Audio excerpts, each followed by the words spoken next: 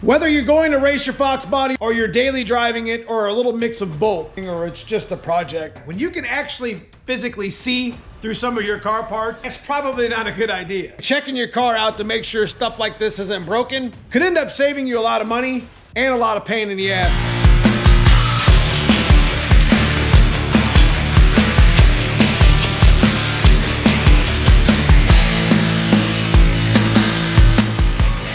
Now, as most of you guys know, we headed down to Florida. We participated in the NMRA Stick Shift Shootout and the True Street. And this is our 1987 Ford Mustang 363 stroker turbo. And you know, stick shift cars are not easy on any of their parts.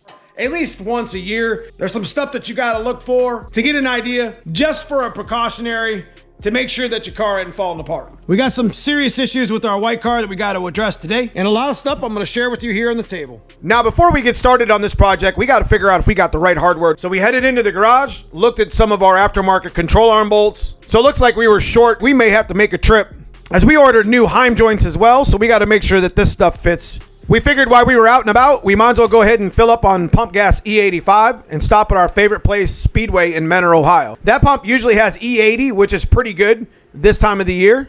So we're going to fill up some jugs so we have some fuel to run around on the streets with the black car and the white car. So let's head up to Bolts and Nuts. This is our first stop. Changing this hardware and checking these Heim joints were something I've been meaning to do on the white car for a long time. Okay, so we got the hardware we need. You're doing any sort of hardware change, you got a lot of torque. You'll bend the shit out of these bolts. Technically, we need to go up to a 1/2 inch bolt because these are still the 12 millimeters, but we're not quite there yet. We'll do that on the coupe. So we do got another stop to make, some fuel to get, some pump gas E85. Let's go over and get it checked out. All right, time to try this new ethanol tester out. This should be pretty cool.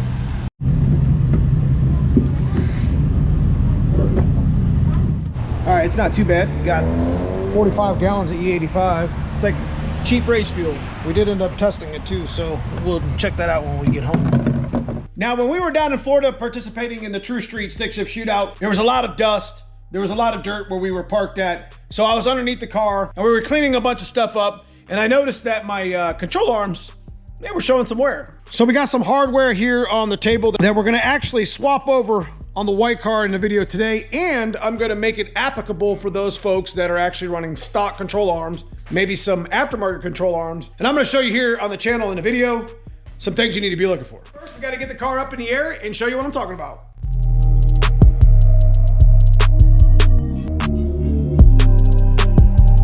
Here in the channel, we're always checking our shit over to make sure that we aren't gonna put it into a wall. And this year, new to the channel, we decided to keep the diaper on it from NMRA. And what that actually does, leakage from the engine, or if you blow it up, at least you're not gonna put that shit all over the track and possibly endanger somebody else behind you. But we're not here to talk about that safety. We're here to get back here in the axle and show you what I'm talking about.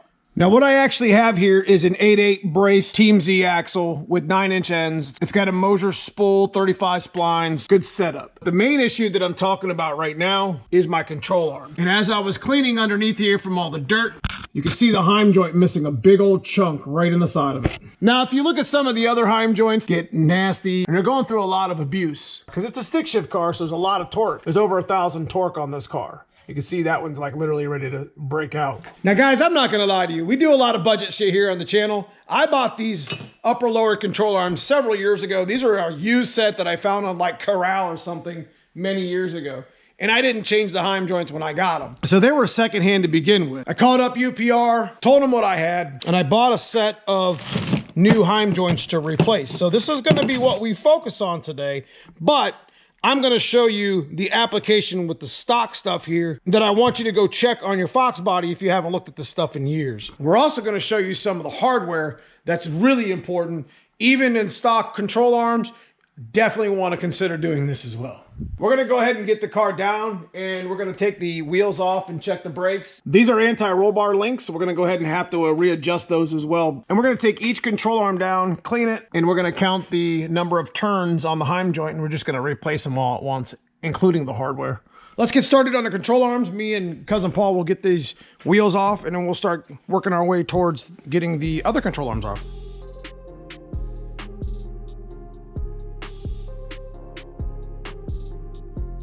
Okay, we're just gonna simply take these out one at a time. These torque boxes are welded. Check the hardware. We have changed this before. We also may consider, these are the factory GT springs that I actually cut. You can see the cut here. These worked really well for us. We've cut 120, 260 foots on stuff like this with a good setup rear axle. But we may consider switching over to the Team Z spring set that we have here. And these are a different type of rate, and these are supposed to be pretty good. I've been racing on stock springs, cut springs for many years. I've never had any issues with them. Nothing wrong with coilover either. This is what we do here. If it works, it works. You just stay with what works, right? Mm-hmm. Passenger side upper, and to be honest with you, this is probably one of the ones that get damaged or bent out of shape the most, as I'm pretty sure this was my aftermarket one on my black car for years. You know, we would go down the street, and one of the symptoms that we had in the black car was we were doing like a hula, you know what I mean?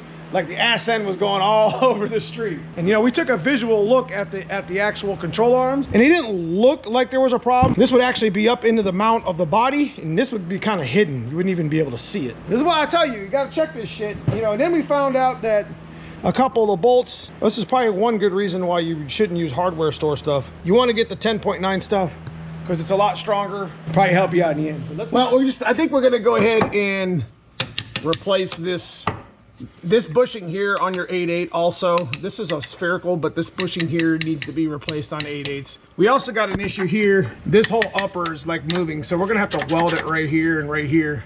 I had thought I had it better, but this might significantly help quite a bit, because my car has not had these messed with in years. Yeah, we're quite a bit into some maintenance on this stuff. We'll make this is a pretty good adjustment, so we'll unscrew this, and you know, we'll just count the turns coming out. We'll leave this adjustment. So we ended up getting the driver's side out. It wasn't near as bad as a passenger. I'm telling you guys, as you see, we got it all nice and tight. As long as these two are the same and it's close, it'll be fine. You just change pinion angle as you need it. But Cousin Paul and I are definitely gonna come in here and clean this box up a little bit and do a little bit of welding. So we're gonna go ahead and get this upper off while we're out here. We got a couple Team Z ones we're gonna replace these with. Yeah, these just screw in, right? Okay, so we ended up, I always start with okay, so. Queso. Free queso, baby. I love queso. I love you some. I love some queso. I'm ready to eat. You ready to go eat some queso? Give me some dang nachos. Queso. Okay, so. Yeah. All right. For real though, having some fun. I'd almost put these in a stock axle. I'm not even gonna lie to you. These are the upper bushing, whatever, spherical mounts. It's supposed to articulate pretty easy like this. Not supposed to be bound up. The 8.8 axle, this upper bushing is absolute trash. And I would almost, these are just screw in. You know, where you could pop the old one out, I would almost put these in even in a stock setup. I'm gonna be taking these sphericals out and measuring the lowers. Just normal maintenance, guys. Checking the hardware on these axles is definitely important. We've had a couple of them in the past bend up pretty good. We just pulled this out as soon as I dropped that camera. Bend as hell, and this is at 10.9. It would be better if we actually went to a 1/2 inch, because I think that's kind of where we're headed at. We were just talking about that 2 seconds ago. And look at this. Without further ado, we got everything cleaned up and got some new hardware put in our control arms and our heim joints. Ended up replacing our upper bushings, doing some welding and some reinforcing on the upper passenger side. Like I said, this is the one that gets hit probably the most. We ended up finding about three bolts that were two that were slightly bent and the one that was really bent. Whether you're running 1,000 wheel torque or you're running stock 300 torque, it doesn't matter. All this shit applies. Go check your stuff out. It could be hiding in plain sight. Your bushings could be tore up and you not even see it. This is almost a safety thing. You know, stock bushings, aftermarket bushings, all this shit can tear up, and you can see how that stock one's like not even centered anymore. This is hiding in plain sight. Heim joints that are missing chunks of the side. That heim joint comes loose, that car goes straight to the wall. And then you sit there and boggle yourself for however long trying to figure out why you hit a wall. All right, guys, leave me a comment below. Let me know what you guys think. If you've bent some control arm bolts up and you've had same heim joint issues or even bushing issues. It's normal maintenance. If you guys enjoy this sort of content with the white and the black car and even Dad's car GT40, leave me a thumbs up. If you haven't subscribed already, consider subscribing. Check out that join button, become a member of the channel, get exclusive content to the channel. Outside of that, I just appreciate you guys watching. We'll get this thing tidied up and get it ready. We've got about 7 days before we go to our first no prep race of the year. Stay tuned. Thanks for watching.